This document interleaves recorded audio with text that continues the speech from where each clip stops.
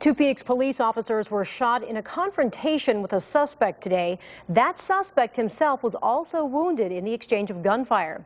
Tonight we have team coverage on this shooting with Frank Camacho bringing us the very latest on the officers themselves and their conditions. Ryan O'Donnell with just how this thing unfolded near 59th Avenue and Thomas. Ryan? Yeah, thank you, Beverly. Phoenix police investigators are still out here picking up all the pieces, trying to figure out how this whole thing went down. But what we know so far is that it all started right here in this park. Now, officers quickly swarmed and taped off this area after shots rang out at around 10 o'clock this morning. Now, when officers tried to question a man on his bicycle, he took off, pulled a gun, and then fired at the two cops. Well, the suspect then broke into a home, tried to steal a car, but when that didn't work, he then came back outside and a second shootout occurred. Two officers were hit. The suspect was hit as well. I saw the cops there and they were just shooting, and I was like, got in the truck. I just kind of scared me there for a minute. It's kind of bold for someone to shoot an officer like that. It's pretty sad, really.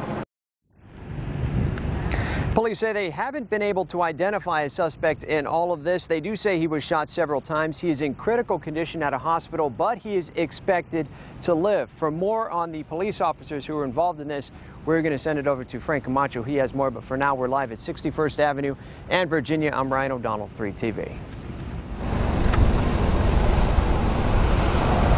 Fright upon learning that their loved ones have been shot, and relief upon learning that they will survive.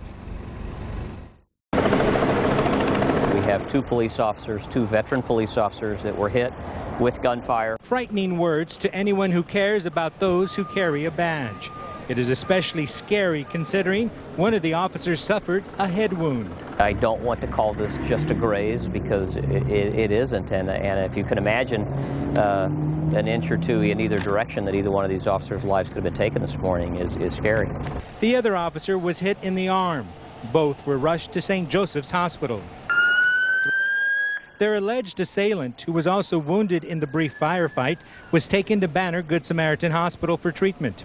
As news of the shooting spread, numerous officers began arriving at the hospital to check on their fallen comrades. They soon learned that both officers were up, walking, talking, and in good spirits. We are very grateful that they are both here talking with us this morning, given what sounds like occurred, and